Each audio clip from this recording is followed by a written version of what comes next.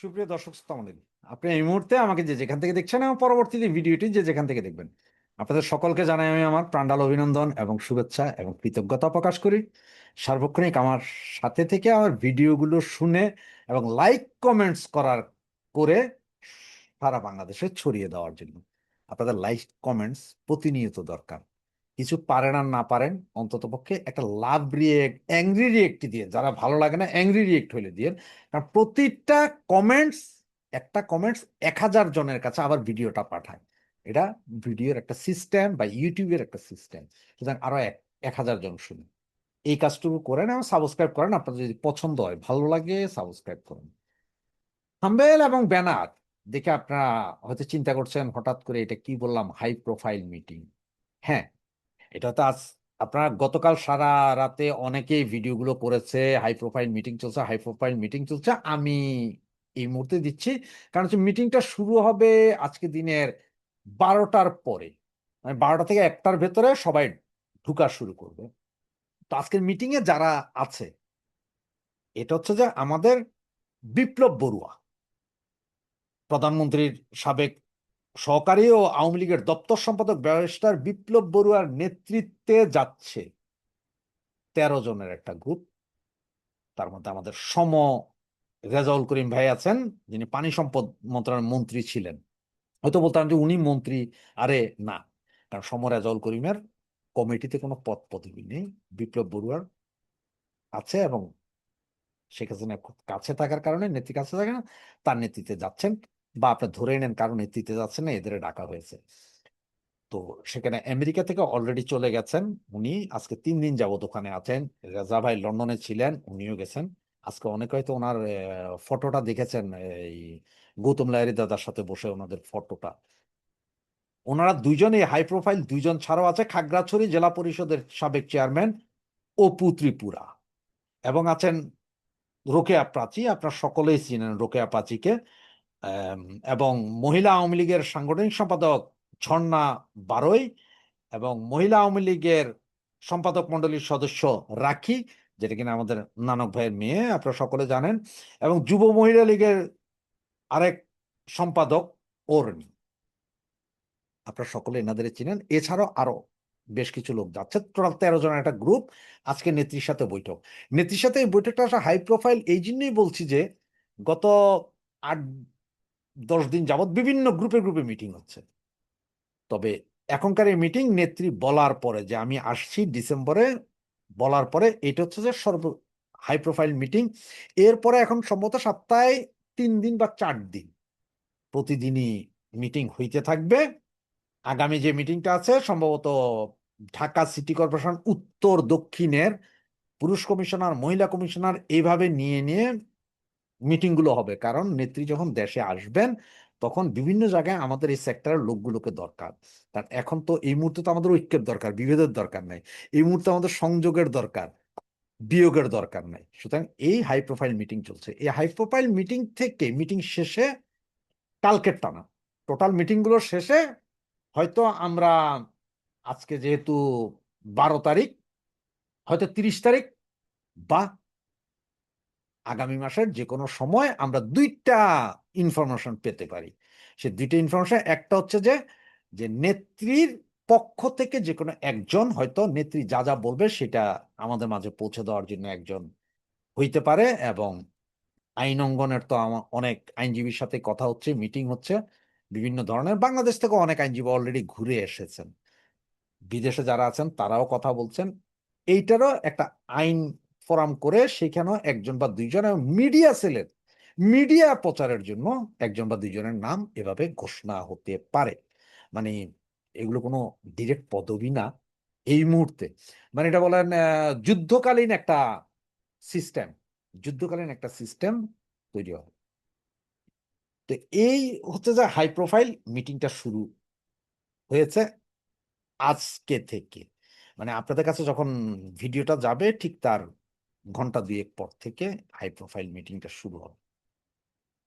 তো এইসব high profile meeting এর কি প্রয়োজন? বা নেত্রী চাইলে তো অমুক অমুক অমুক অমুক, ধরেন আমারই বলে যে তুই মিডিয়া ব্যক্তিত্ব, আপনারে বলে দিল যে তুই আইন ব্যক্তিত্ব, অমুকেরে বলো যে তুই মায়ের ব্যক্তিত্ব, এইভাবে করে দিতে পারতো না। এইভাবে করা যায় না বিধায় এই মিটিং গুলো করে একটা বাইন্ডিংস আনতেছে সবাইকে, কারণ হচ্ছে যেহেতু ফেরত আসবেন, নেত্রী বলেছেন যে সমস্ত নেতাকর্মীদেরকে নিয়ে উনি দেশে ফেরত যাবেন।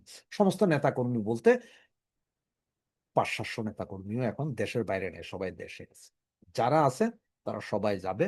নেত্রী বলছে আমি আত্মসমর্পণ করবো, নেতারাও আত্মসমর্পণ করবে। এখন আপনারা অনেকে আমাদের জিজ্ঞেস করছেন যে, আমাকেই অনেকে জিজ্ঞেস করছেন, তা আমি জানি যে অনেকে জিজ্ঞেস করছেন যে নেত্রী আসলে আমাদের উপর নির্দেশনা কি, এই কি সেই কি। দেখেন, আগে আমাদের বিচার করতে হয় কি আমাদের শত্রু কারা। সর্বপ্রথম আপনি যদি শত্রু চিহ্নিত করতে না পারেন তাহলে আপনি বুঝবেন না যে আপনি করবেন কি। এখন নেত্রী যখন দেশে যাবে, আমাদের শত্রু প্রথম তো সরকার, তারেক জিয়া সরকার আমাদের শত্রু।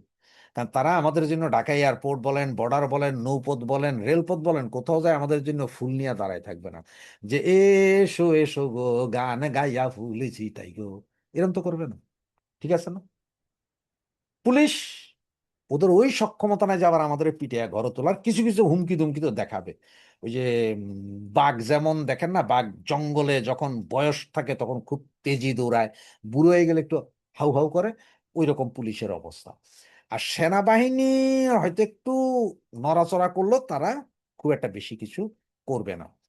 তাহলে আমাদের শত্রু কারা? বিএনপি। আমাদের শত্রু কারা? জামাত ইসলামী, মৌলবাদী শক্তিটা আমাদের শত্রু। এবং আইএসআই জঙ্গি। আইএসআই, পাকিস্তানের আইএসআই যারা আছে তারাও কিন্তু কাজকাম শুরু করছে। তারা এই জঙ্গিগুলো লাগাবে আমাদের পিছনে, কারণ তারা জানে যে যদি আওয়ামী লীগ আইসা যদি মাজার সোজা করে দাঁড়ায় যায় তাহলে এই জঙ্গিদের অবস্থা খারাপ। এটা জানে, আমাদের সহযোগিতা করবে। আমাদের সহযোগিতা অবভিয়াসলি এখন আপনারাও বলতে পারেন, আমরাও বলতে পারি যে আমাদের কিছু ইনফরমেশন দিবে, সহযোগিতা করবে, কিন্তু ভারত এসে যুদ্ধ করবে না আপনার আমার দিন। কিছু লোক মিডিয়া ব্যক্তিত্বের মধ্যে ধরেন, কিছু কিছু মিডিয়া ব্যক্তিত্ব যারা 5ই আগস্টের আগে আওয়ামী লীগ এন্ট্রি হয়ে গেছিলেন, তাদের মধ্যে যারা যারা অপমানিত হয়েছেন এরপরে, এরা কিছু কিছু লোক আমাদের সহযোগিতা নামবে। সে আগেই ভালো ছিলাম কথার মতো। এছাড়া যেসব নর্মাল লোক যে আওয়ামী লীগ করছে হয়তো সমর্থন করে, এইসব লোক, এই যে হাজার হাজার লোক চাকরি গেছে, শিক্ষক মিক্ষক, এরা অন্তত কিছু করতে না পারবে মৌন সমর্থন দিবে। এরা আপনাদের মিছিল মিটিং এসে রাস্তায় দাঁড়ায় হয়তো 2টা পানির বোতল দিয়ে যাবে চুপে চাপে, নিরীহ লোকেরা। বাকি আমজনতা, রিক্সাওয়ালা টিক্সাওয়ালা, তারপর ট্যাক্সি ড্রাইভার, মানে গরিব মেহনতি মানুষ, এরা আবার আপনাদের সাথে আসবে, কিছু কিছু হেল্প করবে।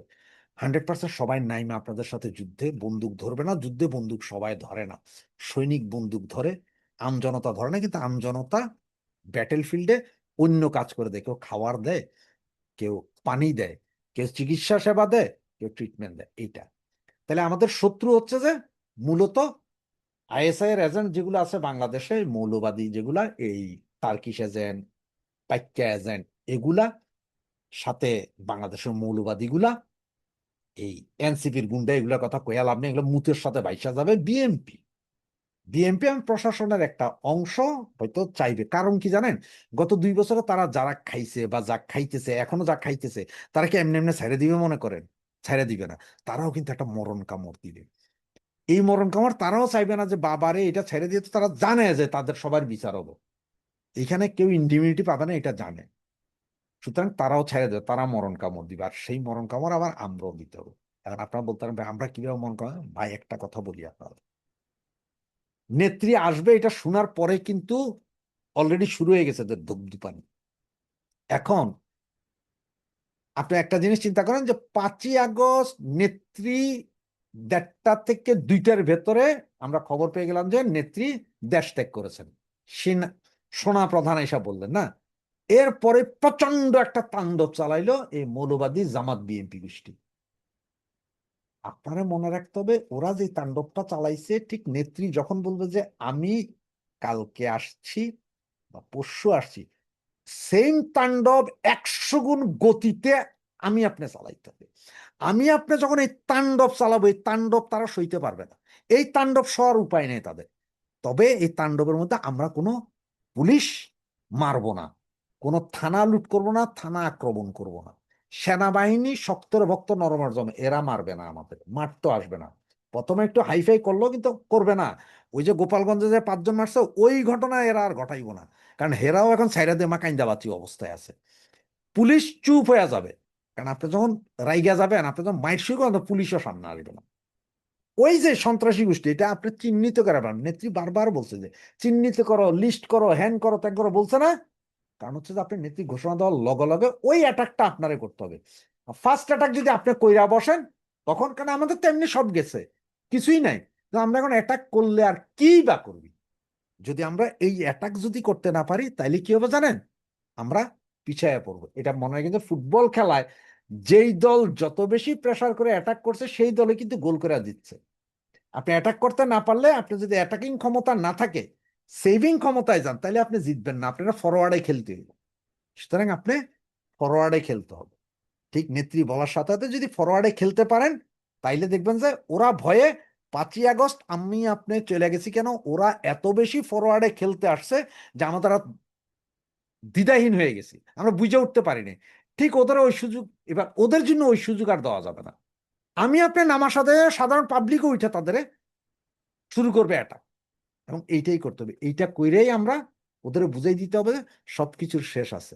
এবং এইটা হচ্ছে যে আমাদের শেষ খেলা, মনে রেখেন যে নেত্রী আসার ঘোষণা দেওয়ার সাথে সাথে আমরা অ্যাটাকিং এ যাইতে হবে।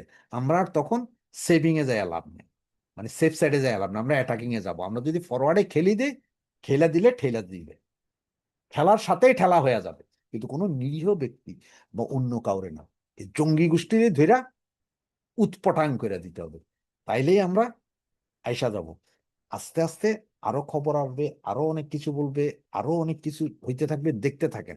হ্যাঁ, বিদেশের যেসব শক্তি আছে সেগুলো আস্তে আস্তে দেখবেন যে আমাদের পক্ষে আসতেছে, কিন্তু একমাত্র হবে না পাইকা আর তুর্কি, পাকিস্তান আর তুর্কি, এই দুইটা আইব না। এই দুইটা বাদে আর সবাই আসবে। এবং এদের এই জঙ্গি গোষ্ঠীগুলা আমাদের পেছনে লাগানোর সর্বোচ্চ চেষ্টা এরা করবে।